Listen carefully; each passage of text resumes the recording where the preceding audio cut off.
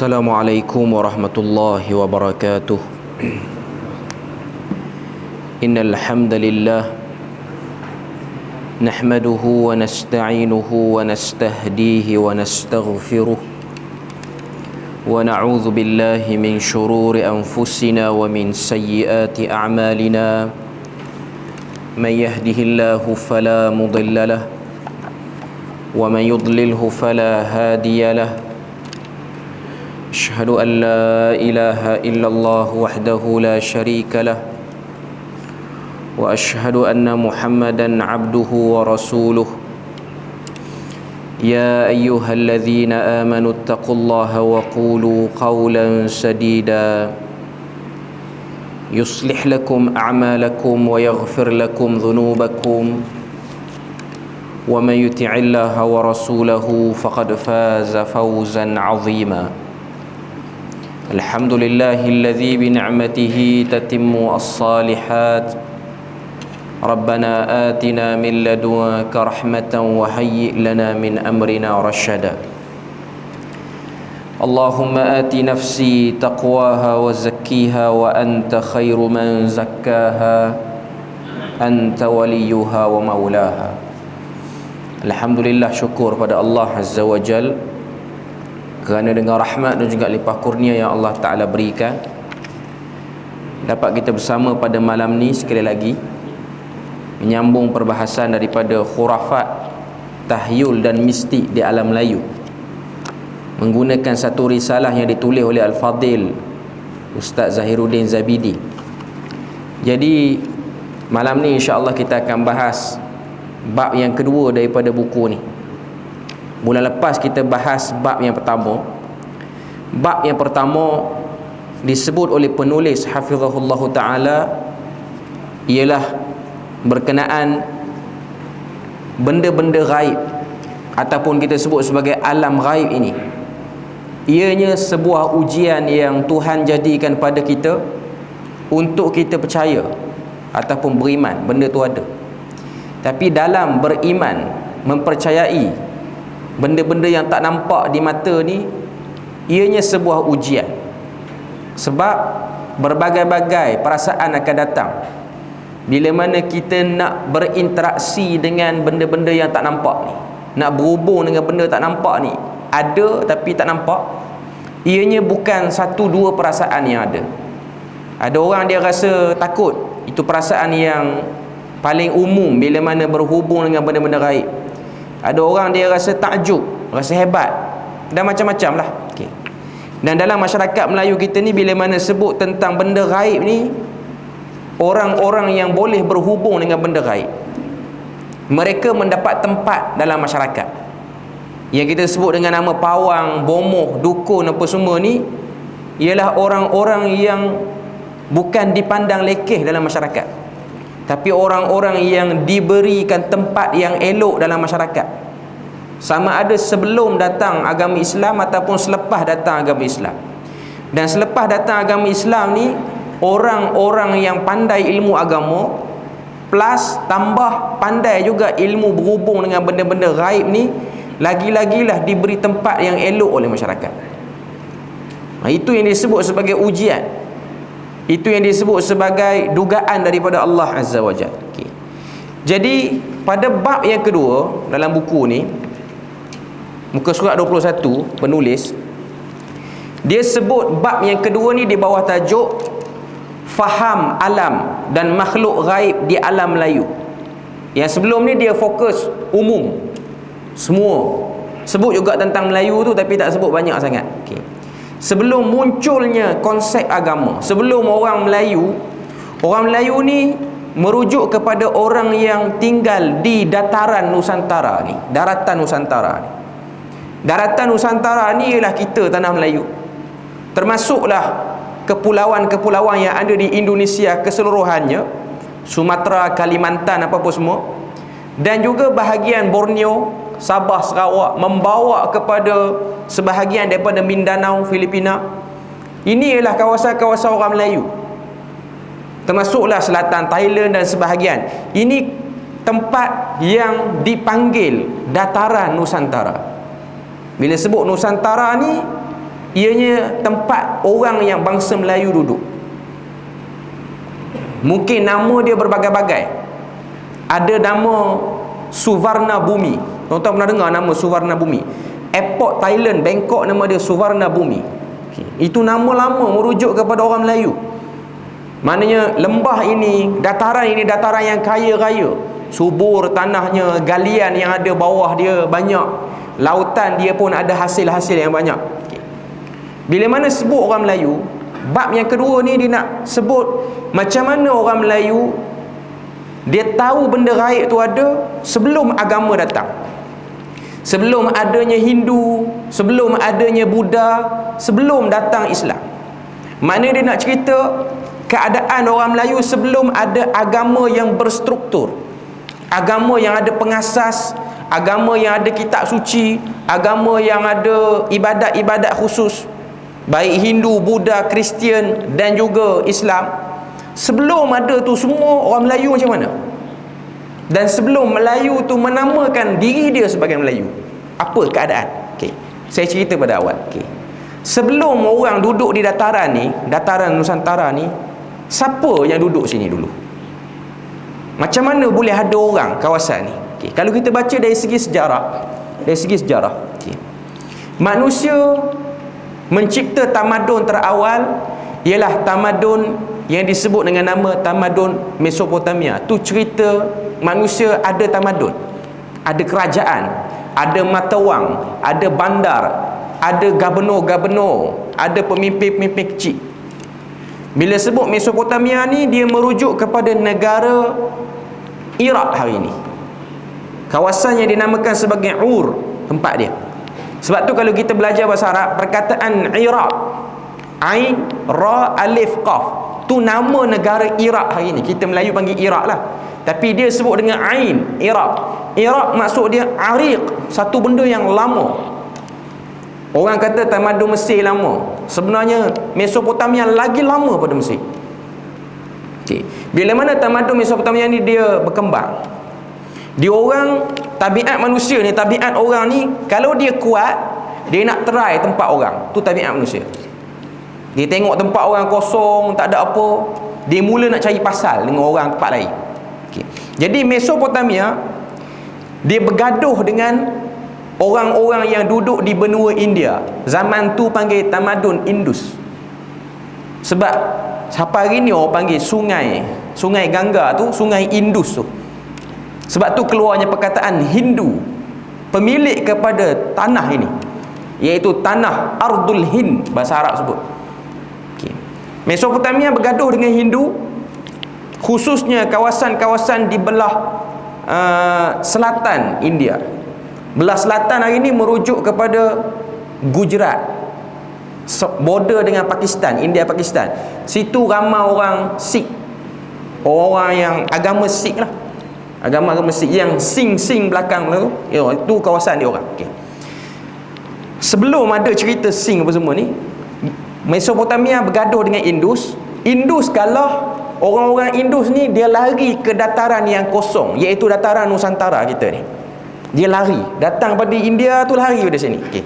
Sebab itulah ada sebahagian pengkaji sejarah, dia orang cuba mencari titik-titik ataupun mencari poin-poin yang boleh sambung connection bangsa Melayu ni dengan tamadun Indus. Sebab tu kalau kita tengok, kita punya cara pakaian, cara makanan, tona kulit ada persamaan dengan India, tak keseluruhannya. Jadi tuan-tuan janganlah nak pelekeh orang-orang daripada India lebih sangat. Okay. Sedar diri kita pun tamadun Indus juga. Sebab tu orang Melayu kita makan kari, walaupun kari kita lain sikit daripada India. Walaupun kita panggil gulai, kari lah juga, lebih kurang. Pakai kain plekat, lebih kurang. Pakai songkok, jangan duk syok kita Melayu. Itu mari daripada sana. Walaupun ada kata ni Parsi punya apa semua, ialah itu pandangan sejarah. Okay. Dan juga kata apa, tona warna kulit apa semua, itu sebahagian pandangan je lah. Okay. Pada waktu tu orang-orang pada tamadun Indus ni, dia orang dah ada agama, tapi agama yang tidak berstruktur lagi. Ada percaya, takut sikit, macam mana nak ejah rasa takut dalam diri ni. Kena minta pertolongan dengan penunggu satu kawasan. Penunggu tu tak tahu macam mana rupa pun, tapi tahu benda tu ada. Okay, dia ada dua. Sama ada dia percaya tempat tu ada penunggu, ataupun tempat tu sendiri ada kuasa. Contoh, bukit tu ada kuasa, gunung tu ada kuasa, sungai tu ada kuasa, ataupun satu lagi dia panggil ada benda lain yang duduk kawasan tu. Bukan benda tu yang berkuasa, benda yang tinggal situ yang kita tak nampak. Sama ada nak panggil mambang ke, nak panggil bunian ke apa, rasa percaya benda tu ada. Dia macam-macam, dia panggil syncretism, tu istilah dalam ilmu teologi dia panggil. Okay. Waktu belum ada agama ni, itulah keadaan orang kita di sini ni. Okay. Sebab kau tengok dataran Nusantara ni ialah dataran-dataran yang berbagai-bagai bentuk muka bumi. Nusantara ni semua ada. Kita ada hutan, kita ada air terjun, satu kita tak ada, padang pasir kita tak ada tempat kita. Yang tu tempat lain. Yang tu Oman, itu negara Arab. Oman ni dia ada semua. Hutan ada, air terjun ada, padang pasir pun ada, kawasan sejuk ada, kawasan panas ada. Itu keistimewaan bagi Oman. Negara Oman, bukan Yaman. Oman yang border juga dengan Yaman hari ni. Okay. Jadi dalam buku ni dia kata, cuba bayangkan diri kita yang berada di semenanjung tanah Melayu. Semenanjung tanah Melayu ni daripada utara kita Perlis ni sampailah kepada Sarawak, sampailah kepada Johor, ataupun nama-lamanya Temasek dulu. Okey.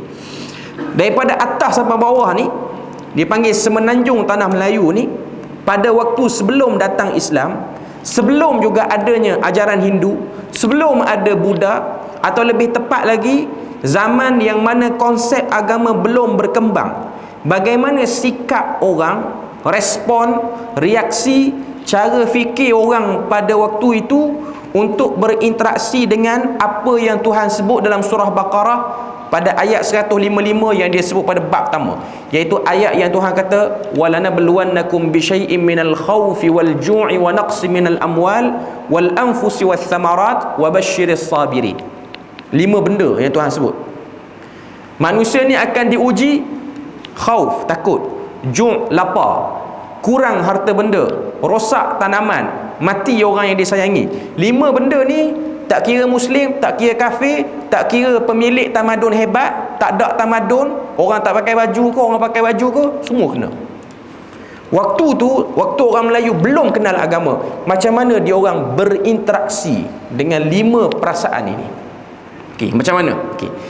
Dia nak cerita bab ni, dia nak cerita titik awal mulanya kepercayaan pelik-pelik tu main dari mana?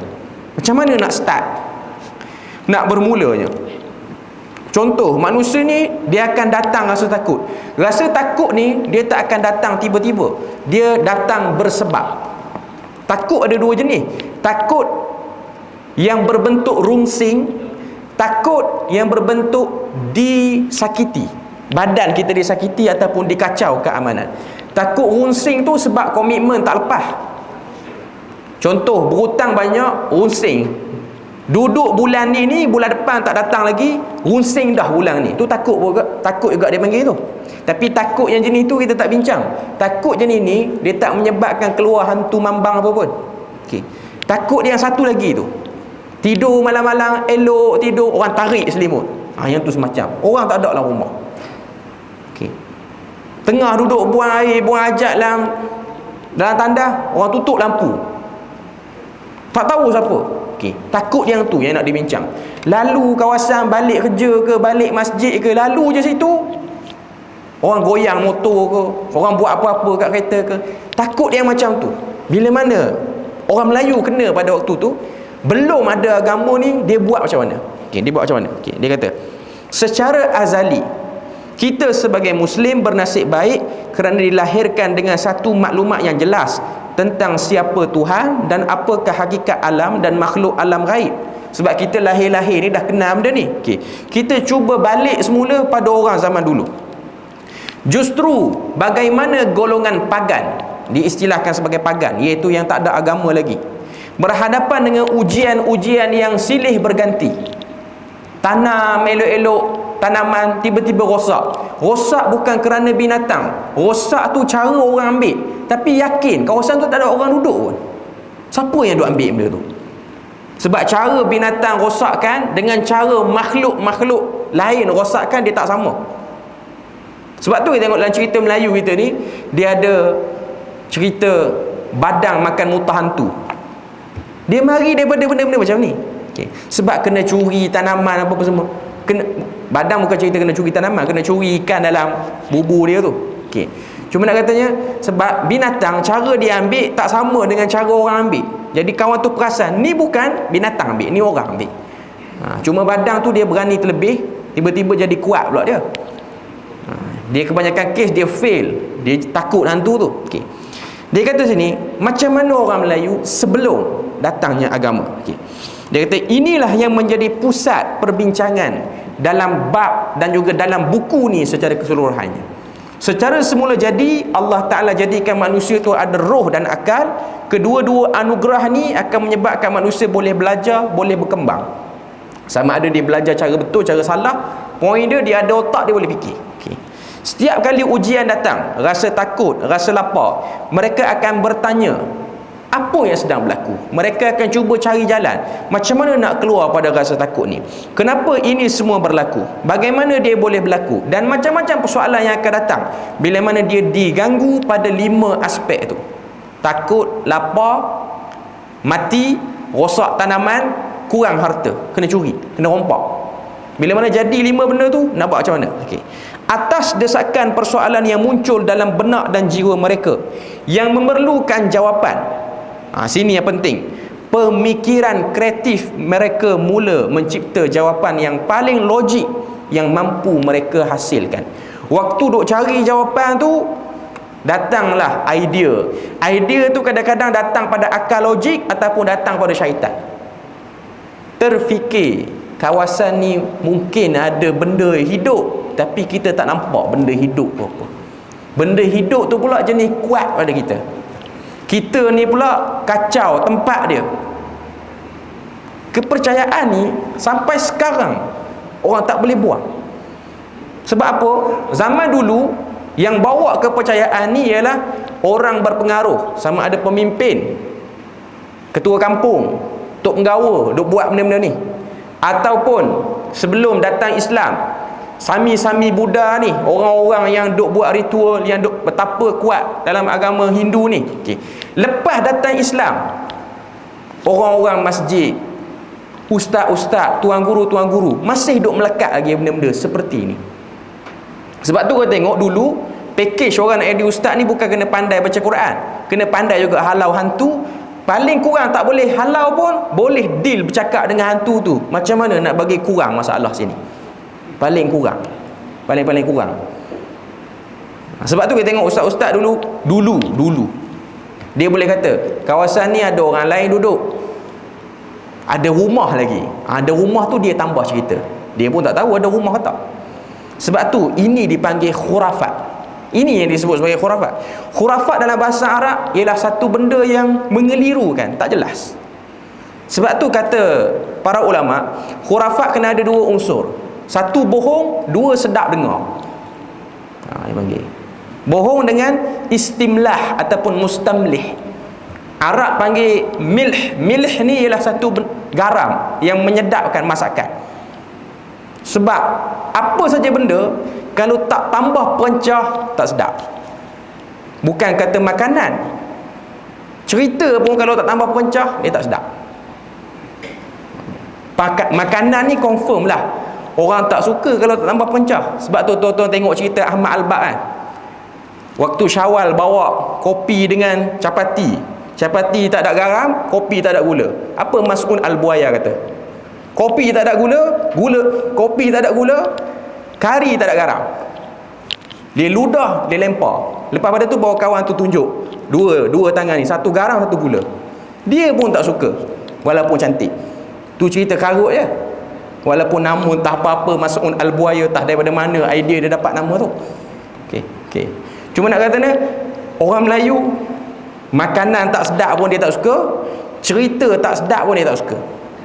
Sebab tu satu-satu program tu, ustaz tu dia boleh cerita sedap, tambah lepas tu jamuan pula sedap, komplit malam tu. Malam ni ada kan? Okay. Mana dia nak seperti itu. Package dia dah datang seperti itu. Jadi bila mana khurafat ni dia mula berkembang daripada rasa takut, akhirnya dia pergi pada kepercayaan yang disebut dalam agama sebagai i'tiqad. Daripada kepercayaan tu dia pergi kepada taqalid, iaitu ritual untuk berhadapan dengan masalah ni. Contoh sekarang bulan Safar, walaupun dah nak habis dah bulan Safar ni, biasanya zaman dulu dia akan ada satu upacara mandi Safar. Upacara mandi Safar ni, kalau kita tengok sejarah orang-orang Melayu itu dulu, paling meriah dilakukan ialah di kawasan pantai timur. Sangat meriah, maknanya dibuat pesta yang luar biasa, baik di Terengganu ke, Kelantan ke, di Pahang ke, terutama yang duduk di posisi pantai ni apa semua ni, memang dia buat dengan besar-besaran. Tujuan ialah untuk tolak keburukan yang ada. Kepercayaan bulan Safar ni sial datang daripada orang-orang agama yang baca tafsir Quran tanpa teliti tafsiran tu betul tak betul, betul ataupun tak betul. Contoh, baca kisah kaum Samud, kaum Ad kena azab oleh Allah Ta'ala. Riwayat Israiliyat kata kaum-kaum yang kena azab ni, dia orang kena azab pada hari Rabu pertama bulan Safar, dia panggil hari Nahas. Riwayat tu tak betul, sebab kitab zaman dulu dia tidak ada edisi kemas kini sebut riwayat tu ambil pada mana. Ataupun kitab tu dah sebut, orang yang baca kitab tak tahu membaca kitab dengan cara yang betul. Contoh, baca tafsir Ibn Katsir. Tafsir Ibn Katsir sekarang dah elok dah. Kalau orang baca tafsir Ibn Katsir dulu, dia datang riwayat sepanjang-panjangnya. Sebab Imam Ibn Katsir waktu dia tulis kitab tafsir Ibn Katsir, dia bukan macam Profesor Hamka tulis tafsir Azhar. Dia bawa semua perawi yang ada nama dalam sanad riwayat tu, yang tafsirkan ayat tu, dia bawa semua nama seorang. Lepas tu dia berikan apa matan dia. Pada zaman Ibn Katsir, orang dengar nama orang tahu, ni kaki bohong zaman dulu. Zaman kita baca, kita tak tahu. Daripada Abu Mikhnaf, daripada Masruq, daripada sekian. Kita tak tahu Abu Mikhnaf ni siapa, Masruq ni siapa, tak tahu. Orang belajar hadis dia tahulah Abu Mikhnaf ni perawi yang banyak buat masalah. Datang nama Nuh Al-Jami', perawi ni lagi banyak buat masalah. Ibn Katsir tak akan sebut, sebab Ibn Katsir dah bagi nama jelas. Pada zaman dia tak perlu kena buat nota kaki pula bawah, ini perawi problem, tak perlu. Zaman tu orang kenal. Zaman kita buku yang asli, tidak ada apa-apa sentuhan orang luar pun. Bila mana baca, kita akan ingat boleh kaut, boleh ambil semata-mata. Lalu terciptalah satu kaedah untuk menolak kesialan bulan Safar. Sebab terbaca dalam kitab-kitab tafsir lama yang tidak dipandui dengan ilmu pembacaan yang baik, percaya hari Rabu bulan Safar yang pertama ni, bulan Safar hari Rabu pertama ialah hari sial. Nak lebih mudah, satu bulan Safar tu kita berwaspada, jangan buat apa-apa. Sebab tu kita akan tengok ada sebahagian orang percaya asal hari Rabu je dia tak makan kedai, dia makan dalam rumah. Sebab percaya penyakit akan turun pada hari itu. Jangan makan luar, duduk dalam rumah, tak keluar. Kalau orang tu jenis menega, tak buka kedai. Saya tak pasti belah Perlis ni ada setengah kedai tak buka hari Rabu. Saya tak tahu tak buka tu kerana saja tak buka ataupun percaya pada benda tu. Kalau percaya pada benda tu tak betul lah. Kalau dia memang saja nak buat cuti hari Rabu, tak ada masalah. Saja nak buat cuti hari Rabu, sebab cuti hari Rabu lain sikit pada orang. Orang biasa cuti hari Minggu. Sebab kedai makan ni hari Minggu orang ramai nak pergi, jadi dia cuti hari kerja. Sebab hari kerja ni dia mungkin tak berapa ramai sangat orang ziarah. Kalau yang tu tak apa. Tapi kalau dia percaya, ada orang sebahagian menega ni buka pukul 9.30, percaya waktu tu ialah waktu terbaik untuk buka, sebab waktu tu lah waktu rezeki terbuka. Sebab ada buku ramalan dalam bab ni. Ilmu-ilmu nujum mujarabat Melayu ni memang ada dalam bab ni. Nak buka hari apa, kalau dia nak menggoreng, nak masukkan ayam tu, mula-mula pukul berapa, detik yang keberapa. Itu ada dalam buku-buku ramalan dulu. Sebab tu kalau tengok dulu, bahkan sekarang tuan-tuan boleh tengok pun dalam YouTube, perfilman negara ni, Jabatan Penerangan Negara ni, dia ada simpan lagi video orang Melayu bila mana bulan Safar, dia akan buat majlis mandi Safar yang duduk tepi pantai ni. Dalam video tu diterbitkan oleh Finas. Finas ni ialah satu badan yang menjaga filem-filem negara kita. Ada adegan tak berapa elok, dia akan cut. Jabatan ni lah yang akan cut. Perfilman punya jabatan. Okay. Dalam video Finas tu, dalam YouTube tu ada. Okay. Bila mana dia HD kan balik video lama. Video tu dah lama. Video zaman kan dulu, kan orang dulu zaman tak ada apa namanya, tak ada TV ni, dia akan datang, Jabatan Penerangan ni akan buat tayangan. Zaman-zaman dulu ada, okay, buat penerangan, pacak dengan skrin apa-apa semua ni, siap buat jamuan apa semua. Dia nak jadi ejen, nak beritahu kerajaan nak buat apa. Selain pada tu adalah tayangan cerita-cerita sikit bagi seronok. Okay. Zaman lama yang mana video tu, permulaan video dengan akhir video ada seekor rimau duk telentang tu. Video lama dulu, video penerangan lama dulu. Okey.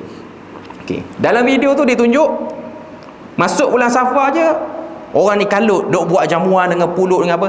Yang menariknya dalam video tu ada satu orang pakai serban, pakai baju kurung dengan kain pelekat apa semua, baju Melayu lah. Sini pakai baju kurung kot. Okey. Okey, pakai baju elok macam orang masjid. Tulis atas kertas, tulis macam ayat-ayat, macam azimat apa. Dia pun bagi pada satu orang budak ni. Budak tu pun rendam dalam tangki, dalam kolah, dalam air, dalam rumah. Tujuannya nak bagi air tu tak turun apa-apa. Nak katanya benda tu difilmkan, wujud zaman dulu. Sebab apa? Nak menolak khurafat-khurafat, kepercayaan khurafat, nak menolak wabak-wabak yang mungkin akan turun pada waktu itu. Benda ni ialah benda yang real berlaku. Arab pun ada. Sebab tu Nabi sebut dalam hadis, Nabi kata la adwa, tidak ada penyakit berjangkit yang bersifat berantu. Orang Arab dia percaya penyakit sopak, penyakit kulit tu dengan penyakit kusta apa semua ni, okey. Penyakit tu ada kuasa. Penyakit tu boleh bergerak ke mana kemari apa semua. Nabi kata kalau kenalah. Majzum, kusta ni, sopak apa semua ni, okay. Tapi jangan kata penyakit tu yang kuat. Allah Ta'ala yang benarkan. Nabi kata la adwa wala tirah, tidak ada penyakit berjangkit yang super power, tidak ada tirah. Tirah ni maksudnya sial. Dengan sebab nak buat satu benda tu, kita tahu sial dan untung dia. Tirah ni mari pada perkataan tair yang bermaksud burung. Sebab masyarakat Arab jahiliah dulu, waktu dia orang nak buat apa-apa, contoh nak pergi menega, nak pergi ke Yaman, daripada Mekah nak pergi Yaman, seminggu sebelum buat keputusan nak pergi tu, pergi jumpa bomoh tu pun kata, tangkap seekor burung pati, kita lepas depan rumah. Kalau burung tu pergi belah kanan, untung perniagaan kamu. Kalau pergi belah kiri, dia sial. Kalau straight, ulang sekali lagi. Okey. Masalahnya kan, zaman Nabi ni nak tangkap burung macam zaman kita, payah nak tangkap burung ni. Dia jadi bisnes. Pertama, bomoh tu kata, kalau tak reti tangkap burung, saya boleh bekalkan burung tu. Kalau dia bekalkan, harga mahal lah. Sebab dia kena negotiate. Pertama bahagian dia, yang kedua dengan orang yang mikat burung tu. Sebab dia pun sibuk nak buat kerja lain tau. Bukan bomoh tu sendiri nak pergi mikat burung tu. Okey. Jadi ada lubang bisnes di situ. Okey. Bila mana tak jadi, dua kali bayar pula. Dua kali bayar sebab nak bagi. Cuma nak kata daripada perbuatan tu dia keluar perkataan tirah ataupun tatayyur, kesialan dia panggil. Kesialan. Macam masyarakat kita lah, bewak melintah je patah balik. Sebab takut ada sial. Bewak ni tabiat dia memang banyak pun. Tambah kawasan yang duk ada longkang, parit apa semua ni, dia memang akan melintah. Kalau pakai kaedah tu tak kerja orang. Sengaja tunggu bewak melintah sebab nak cuti. Okay.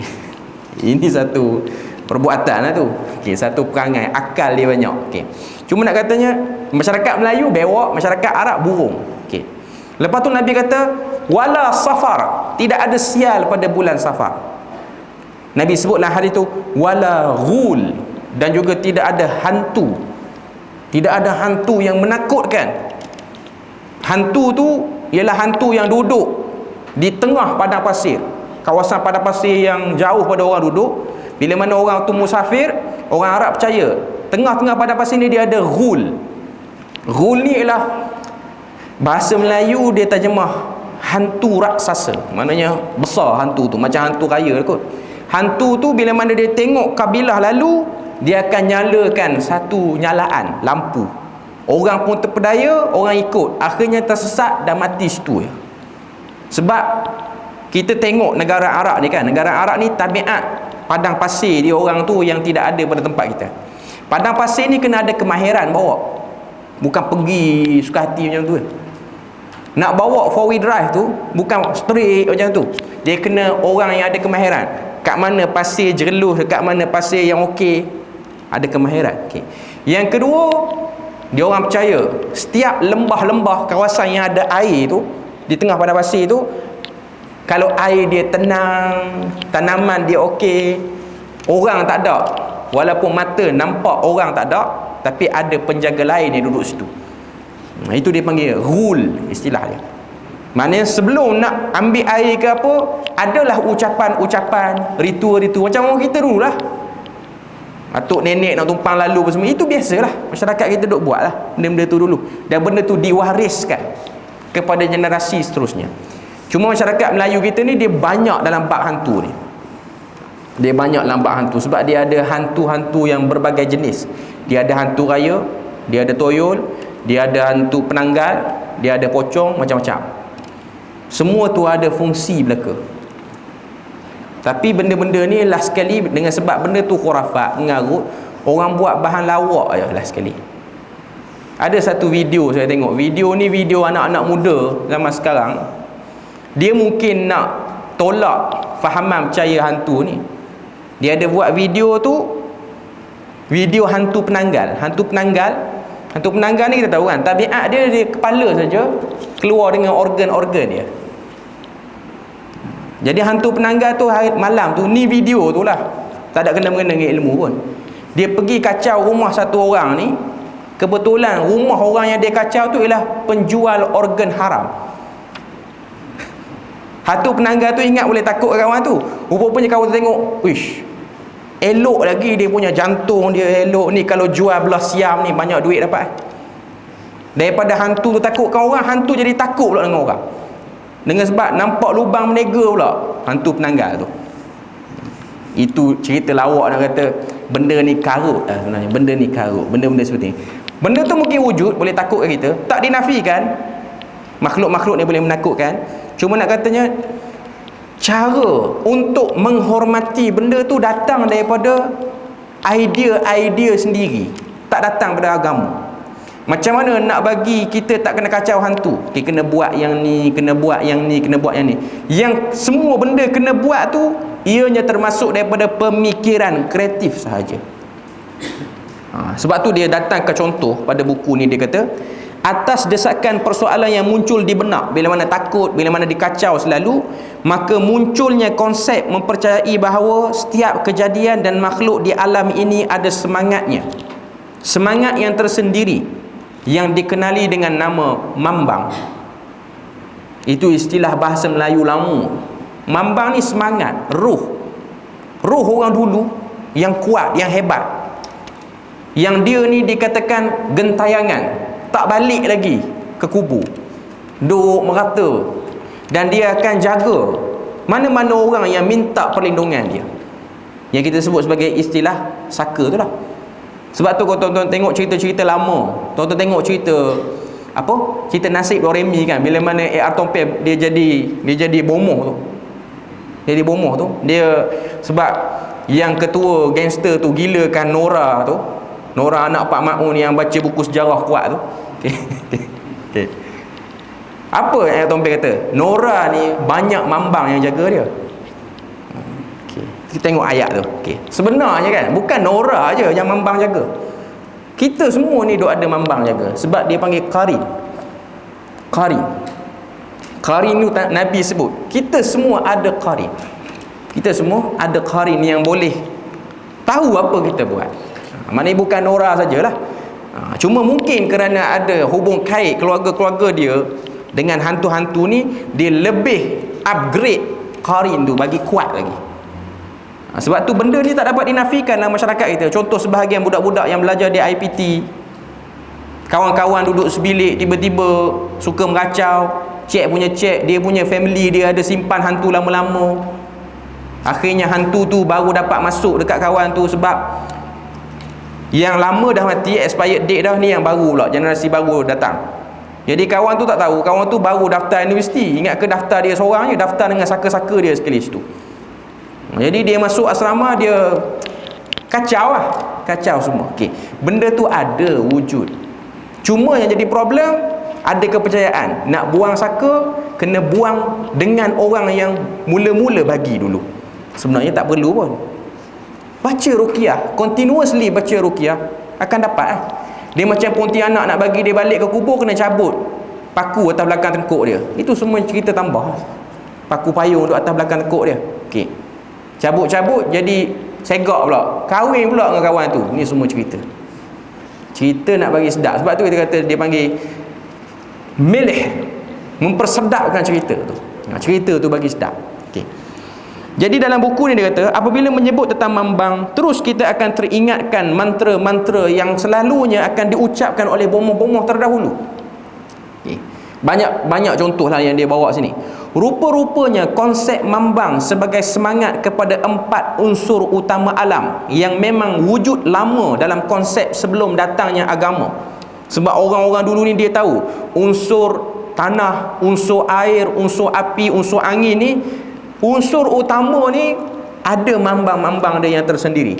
Jadi sebelum datang Hindu, Buddha, sebelum datang Islam semua ni, orang Melayu akan berinteraksi dengan penjaga kepada 4 unsur ini dengan cara memberi sajian, memberikan jamuan yang berbagai-bagai mengikut kepada kebiasaan masyarakat tu.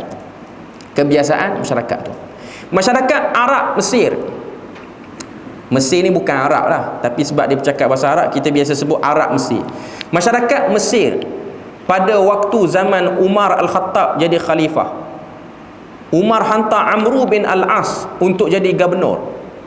Bila mana menyandang tugas sebagai gubernur ni, antara benda yang dia kena buat, dia kena pastikan ilmu baca Quran tu hidup di negeri yang dia jaga tu. Jadi diambil beberapa orang, antaranya lah Abdul Rahman bin Muljam. Ini adalah guru Quran pada zaman tu. Dan antara benda yang Amru bin Al-As hadapi ialah khurafat orang Mesir nak bagi paras air sungai Nil tu sentiasa tenang, tak melimpah sangat, tak kering sangat, maka akan dibuat jamuan tahunan dengan melempar perempuan yang cantik daripada kabilah tertentu untuk bagi paras air itu elok. Dia bagi jamu dengan perempuan, lempar dalam sungai Nil, mengikut kebiasaan masyarakat. Yang tu kira brutal lah tu, sebab nak cari perempuan. Cuma yang masyarakat Melayu kita ni dia tak ada sampai pada kes seperti itu, tapi adalah setengah-setengah tukar anak. Masyarakat Melayu ni dia punya ritual dengan hantu syaitan ni, biasanya dia akan pergi pada kes paling tinggi ialah tukar anak. Contoh, orang tu tak dapat anak lama, tak dapat anak, dia stres tak dapat anak lama, dia jumpa bomoh. Macam mana nak dapat anak? Bomoh kata boleh nak dapat anak. Adalah ritual-ritual pelik. Ritual tu benda mungkar ada, dosa ada, semua ada dalam tu. Antaranya ialah kena berzina dengan lelaki ni, kena buat hubungan dengan lelaki ni, apa-apa semua. Okey. Lepas dapat anak, dah dapat anak tu, okey. Bila mana sampai flow dapat anak elok, okey, satu anak kena bagi pada hantu tu. Jadi anak tu hilang, tak tahu pergi ke mana. Lepas tu buat cerita dekat abang-abang dia, kamu ada adik seorang tapi tak nampak. Lepas tu bila mana abang dia tu dah tua, dah pencen dah, yang adik-beradik tak nampak tu mari ziarah kadang-kadang. Mari ziarah minta duit pula. Dah kata duduk alam jin, pakai duit apa lagi? Ni semua cerita, tapi saya nak kata benda tu berlaku, memang berlaku, wujud. Benda ni bukan cerita tokoh tambah. Okey. Saya nak katanya, walaupun kita dengar ni di tahun ni di bulan September 2022 ni, kita rasa ada ke orang buat benda macam tu? Ada tuan-tuan, ada. Cerita ni ialah cerita yang masih lagi berlaku. Orang kalau desperate, tak kena uji boleh cakap tak terlibat, kena uji tahu orang tu. Dia sakit teruk, dia diuji dengan teruk, dia test sekali ajaran sesat, dia test sekali ilmu hitam, jadi itu jerat syaitan pertama pada dia. Yang kita nak tahu benda ni supaya kita, waktu kita desperate, jangan sekali-kali mendekati sempadan ni. Mujarab tara mana pun jangan terlibat. Sebab sekali kita terlibat, kita diikat oleh syaitan. Kita akan disusahkan, kita akan banyak problem-problem. Sebab tabiat syaitan ni, dia memperdaya kita. Dalam buku ni dia kata apa lagi? Lebih luas daripada itu, orang Melayu atau proto Melayu pada waktu itu membina kepercayaan bahawa setiap daripada unsur yang ada di bumi ada semangat atau mambangnya. Semangat dan mambang tidak boleh dibiarkan marah, nanti ia akan mengamuk dan memberi tulah pada manusia. Termasuklah sampai kepada pihak-pihak atasan, pemimpin, raja, sultan. Mereka pun percaya mereka didampingi oleh mambang-mambang tertentu. Sebab tu tak dapat dinafikan, setengah-setengah adat istiadat istana bagi setengah-setengah negeri di tanah Melayu ni memang ada perkaitan dengan jin syaitan ni. Kena buat pertabalan, bukan pertabalan orang, pertabalan jin pun kena ada. Lepas tu kena ada sangka-sangka tertentu, kena ada bayaran tertentu, kena naik atas bahtera sekian, kena arak sekian. Itu benda yang real ada. Kita beri lalu azan dulu. Okey. Bila mana kita dah bahas tadi tentang permulaan adanya konsep mambang seluruh ada agama ni, saya sebut ringkas, nanti kali akan datang kita masih lagi di bab ni. Datang agama Hindu, konsep mambang ni ditukar kepada konsep dewa-dewa pula. Dewa-dewa begitu, begini, begitu, begini. Konsep yang sama saja. Dia panggil asimilasi, tukar nama tapi isi sama saja. Okey. Datang Buddha pun sama. Buddha ni konsep dia hantu. Sama lebih kurang. Sebab tu dalam agama Buddha ni dia ada dalam buku agama dia orang yang bertajuk Peta Vatu. Peta Vatu dia adalah himpunan hantu-hantu dan roh-roh jahat yang mengganggu manusia yang perlu dibuat hubungan baik dengan dia. Okey, tu datang Buddha. Datang Islam. Okay. Islam dia tukar nama juga, iaitu dengan nama jin Islam. Tapi sebenarnya jin tu tak Islam pun, jin kafir juga, ataupun orang bunian. Panggil orang, tak panggil jin dah. Sebab tu kita tengok ada sebahagian orang, tok-tok guru ni dia promote, dia kata orang bunian ni orang, bukan jin, cuma dia jenis tak nampak. Orang dia boleh nampak, jin dia tak boleh nampak. Panggillah orang ke apa ke, dia tetap jin. Duduk kat mana? Duduk kat Gunung Jerai. Situ banyak perkampungan jin. Lepas sampai ada viral, orang kata orang yang jaga Gunung Jerai tu perasan ada perkampungan bunian situ. Tanya pergi buat umrah, perasan orang bunian dekat Gunung Jerai tu buat umrah sekali. Tak tahulah MH berapa dia naik, flight Dubai Emirates apa dia naik tak tahu. Tapi sampai sana, duk tawaf sekali. Cerita ini cerita lah, cerita. Cerita ni bagi sedap, memang sedap lah. Cerita-cerita macam ni orang dengar mata jegil semacam. Sedapnya cerita tu.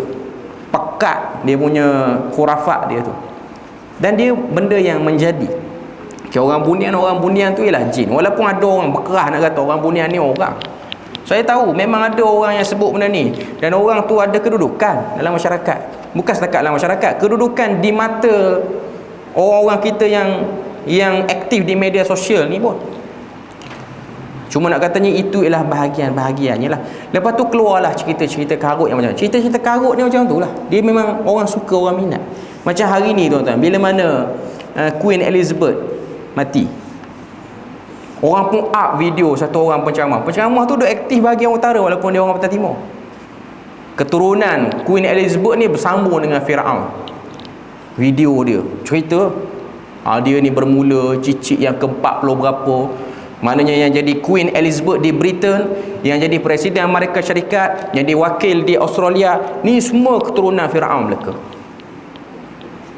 Paling-paling kurang mesti ada darah Firaun. Okey. Tak apalah. Kita tahu kawan tu memang bukan Islam, dia kafir.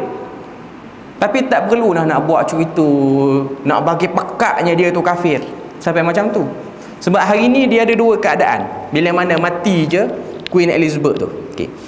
Ada satu kelompok nak kata matinya dah keturunan Dajjal ni. Ada orang yang kata dia Dajjal lah. Okey. Yang kita tahu dia mati. Dia dah mati dah. Okey. Yang kedua ni dia lain macam sikit. Dah lah mati. Nak minta buat majlis berkabung sama macam orang sana. Ni ada golongan-golongan muda ni. Dia kata kita kena simpati dengan kematian Queen Elizabeth ni. Sebab dia juga antara yang memberi saham merdekanya Malaysia ni. Kan waktu Tunku Abdul Rahman pergi deal di London tu, dia dah jadi queen dah waktu tu. Jadi kalau tak kerana dia tak merdeka kita, jadi kita berkabung lah pakai hitam juga. Yang ni lagi jahanam. Okey, sebenarnya fikir macam ni. Okey. Sebenarnya dia macam baru ni duk semangat dengan mak kilau apa semua. Ni tiba-tiba jadi macam tu pula. Jadi benda-benda macam ni kita dengar apa semacam. Ada nak sebut rest in peace, RIP tu, tak boleh sebut. Dia macam ni, kawan tu dah mati, mati lah. Buat macam tak ada apa-apa. Tak perlu nak ulas apa-apa pun. Bila mana dengar berita kematian Queen Elizabeth, macam mana tuan-tuan dengar kuliah maghrib masjid, buat tak peduli ya? Tak payah datang. Tak ada jamuan baru datang. Okay. Maknanya okay. Buat macam tu, buat macam tak ada apa-apa. Tak perlu ulas, tak perlu apa pun. Tak perlu nak create konspirasi, nak cari situ sini, tak perlu. Cuma saya nak katanya yang bab sedap cerita tu, orang tu angkat baliklah video kawan tu. Bila mana tanya sumber main mana yang kata Queen Elizabeth, kita tahu dia kafir, tapi jangan kita create keadaan nampak macam begitu jahatnya dia orang. Tak perlu. Yang dia orang tak betul, tak betul lah. Yang dia orang tak betul, tak betul. Sebab tu Nabi waktu Amru bin Al-As, sahabat-sahabat puji orang-orang Eropah, sahabat-sahabat okey. Amru bin Al-As ni dia pernah sebut kebaikan orang-orang Eropah. Tapi kita cerita lain kali lah hadis tu. Okey. Tak ada seorang sahabat pun kata, "Apa kamu ni sokong orang kafir?" Tak. Yang baik dia adalah baik dia tu. Sekurang-kurangnya Queen Elizabeth ni adalah benda-benda yang kalau kita nak cari lah, tapi tak ada faedah pun sebenarnya untuk cari. Cuma ada orang dia nak angkat benda tu. Punya sakan dia nak cari, nak connecting keturunan bersambung dengan Firaun dan Namrud tu. Okey.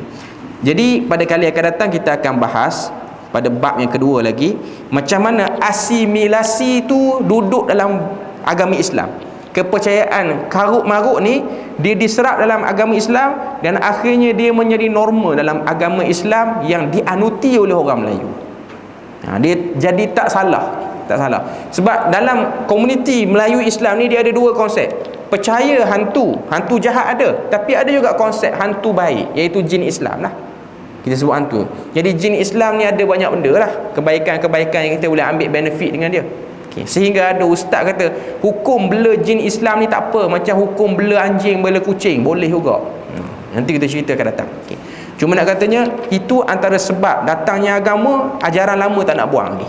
Okay. Nanti kita akan tengok pada bulan seterusnya. Setakat tu saja, moga Allah Ta'ala beri kepada kita rahmat dan berkat.